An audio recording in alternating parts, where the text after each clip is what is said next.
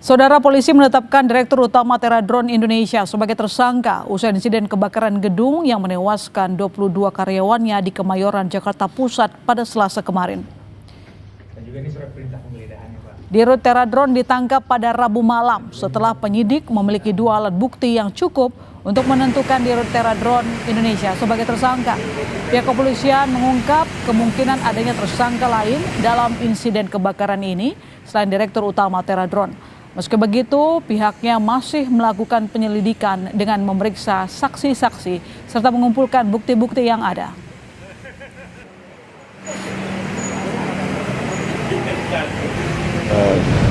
Sudah ada cukup bukti, 2 permulaan bukti cukup dan keyakinan penyidik terhadap tindak pidana yang dilakukan oleh saudara MW. Ini buktinya apa Pak? Kayak perizinan, surat atau gimana? Ya, ada keterangan saksi, dokumen dan bukti-bukti lain yang ditemukan di lokasi.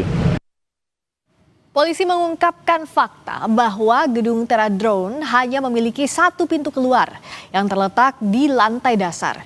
Selain itu diduga jalur evakuasi justru diisi barang-barang sehingga ada dugaan bahwa bangunan Teradron tidak memenuhi standar keselamatan.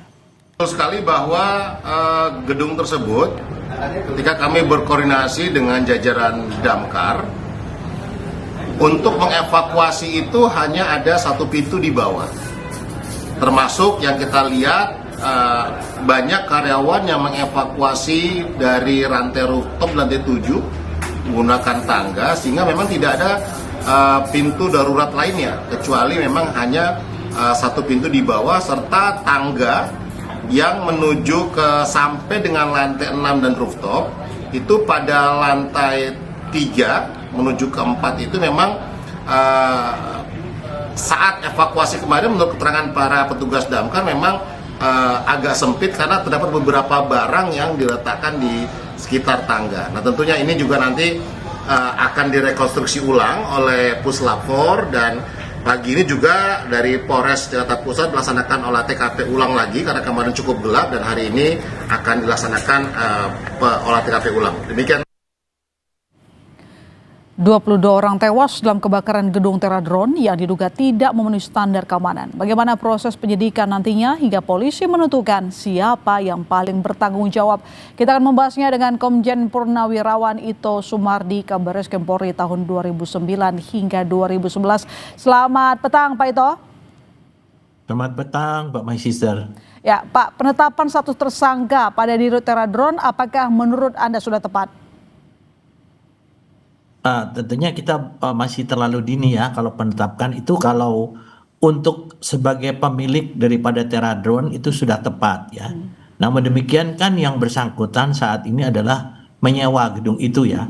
Sehingga nanti akan didalami kembali siapa yang bertanggung jawab ya dalam kasus ini. Apakah itu secara individu, korporasi ataupun keduanya.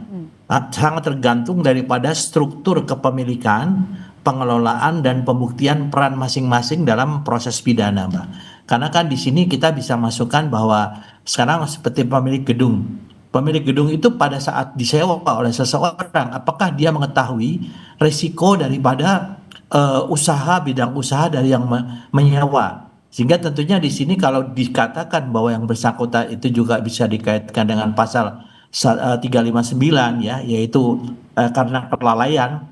Nah, tentunya ini pun nanti akan bisa harus dikumpulkan fakta-fakta yang bisa menjerat yang bersangkutan. Tapi yang jelas si pengelola atau penyewa yaitu pemilik Teradron itu yang dengan inisial MW itu sudah pasti dia bisa kena pasal 187, 188 dan juga 359 ya. Nah, saya kira mungkin kita pun saat ini juga harus melihat daripada perjanjian. Karena memang gedung itu kan tidak dilengkapi dengan akses untuk evakuasi yang lengkap. Kemudian juga aparnya, alat pemadam api ringannya itu juga mungkin sangat terbatas ya. Selain itu juga kan memang kalau kita melihat itu sistem keselamatannya di situ tidak ada ya atau tidak memadai ya. Tadi disampaikan oleh penyidik jalur evakuasi diisi dengan barang-barang. Nah ini tentunya kelalaian yang paling utama yang dipertanggungjawabkan adalah kepada pengelola. Pengelola ini kan juga mempunyai pembantu-pembantunya ya, ini tentunya akan menjadi sasaran daripada penyidikan nanti. Demikian, Pak. Jadi pemilik gedung juga harus diperiksa terkait dengan operasional kantor Teradrone. Karena kan sebenarnya kantor Teradrone sendiri bukan perusahaan yang ecek-ecek ya Pak. Teradrone ini merupakan salah satu perusahaan terbesar dalam drone begitu. Dan ini cabangnya di Indonesia. Iya, betul Mbak. Memang kan kita tahu bahwa Teradrone itu kan perusahaan yang memang cukup besar ya untuk jasa pemanfaatan drone untuk berbagai kegiatan ya. Untuk mengambil gambar pemetaan dan lain sebagainya dengan kemampuan pemetaan 2 dimensi, 3 dimensi ya. Nah, saat ini kan memang banyak spekulasi yang dikaitkan dengan masalah bencana alam yang terjadi di Pulau Sumatera. Karena mereka juga mendapatkan kontrak ya untuk bisa mengambil gambar-gambar baik cakupan hutan maupun juga yang lain-lain. Tapi ini masih spekulatif. Yang paling penting sekarang adalah bagaimana melakukan penyidikan terhadap penyebab kebakaran ya, kebakaran yang menyebabkan meninggalnya 22 orang ya. Tentunya ini sangat tragis ya. Dan tentunya penyidik juga akan berangkat dari kasus kebakaran juga dulu, kemudian mungkin apakah memang ada kaitan data-data yang disimpan itu kemudian datanya hilang ya. Karena memang kan kita sedang melakukan juga penyidikan untuk kasus penyebab daripada banjir bandang. Nah, ini nanti akan menjadi sesuatu yang harus dilakukan secara koordinatif antara Polda Metro Jaya dengan Bareskrim Polri. Demikian, Pak. Sebelum saya masuk ke poin yang barusan Pak Ito katakan, lantas untuk memenuhi proses penyidikan, siapa lagi yang harus kita periksa? Karena tadi saya juga mewawancari pihak kepolisian yang mengatakan bahwa penggunaan izin gedung tidak sesuai dengan peruntukannya, seperti itu. Artinya ini bukan untuk kantor tadinya. Jadi siapa lagi yang harus kita periksa selain tadi dirutnya sudah jadi tersangka, pemilik gedung juga menurut Pak Ito juga harus diselidiki, begitu siapa lagi Pak? Karena ini operasionalnya tidak sesuai dengan izin. Ya, nah itu yang tadi disampaikan oleh Mbak Sister ya, bahwa ini kan setiap usaha itu harus dilengkapi dengan surat izin usaha ya. Surat izin usaha itu kan harus juga dilakukan secara fisik. Apakah surat izin yang dilakukan itu udah sesuai dengan izin usaha yang dimintakan ya, dimintakan oleh pengelola ataupun oleh perusahaan tersebut. Nah kalau sampai ini terjadi nanti tentunya juga kita harus meneliti bahwa melakukan penyelidikan dan penyidikan permintaan saksi kepada orang yang memberikan surat izin usaha itu. Karena ibaratnya kan biasanya surat izin usaha ini kan juga menyangkut masalah biaya ya. Ya kalau izin usahanya itu mungkin untuk perusahaan besar biayanya pasti lebih besar. Ya menurut pengalaman kami biasanya memang ini ada semacam sesuatu perjanjian yang dibuat tangan ya yang mungkin harus dikembangkan oleh penyidik apakah memang dalam surat perizinan ini si pemberi izin itu sudah mengetahui untuk kepentingan apa dan apakah dalam surat izin itu kan biasanya ada persyaratan termasuk persyaratan untuk masalah keamanan daripada perusahaan itu. Ya itu nanti harus didalami demikian Pak. Lantas pidananya seberat apa Pak? Di situ ada unsur kelalaian yang tadi kita sebutkan, kemudian penggunaan izin tidak sesuai dengan operasional.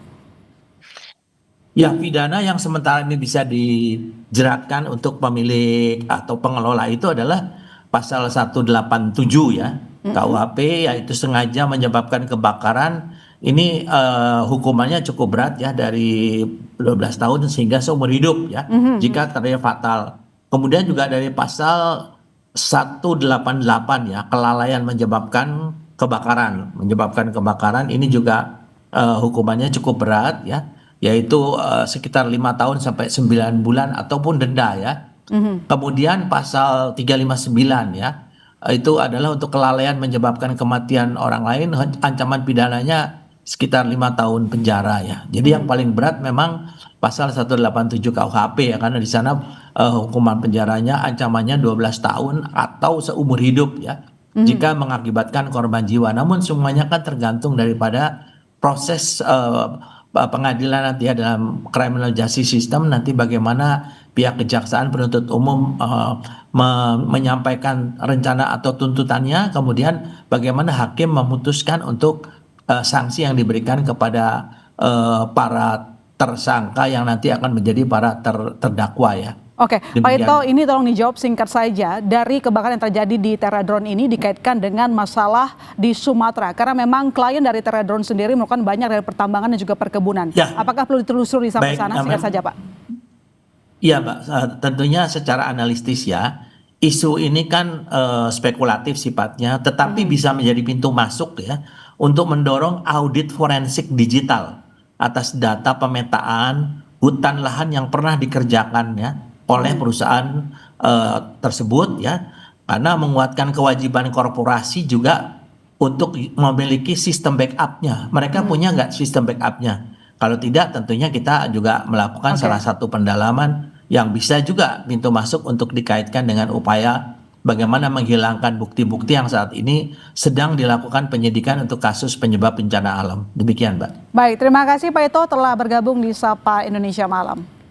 Baik, terima kasih. Selamat malam. Saudara Wali Kota Bandung merespons kasus yang menjerat wakilnya sebagai momentum untuk evaluasi dan bersih-bersih di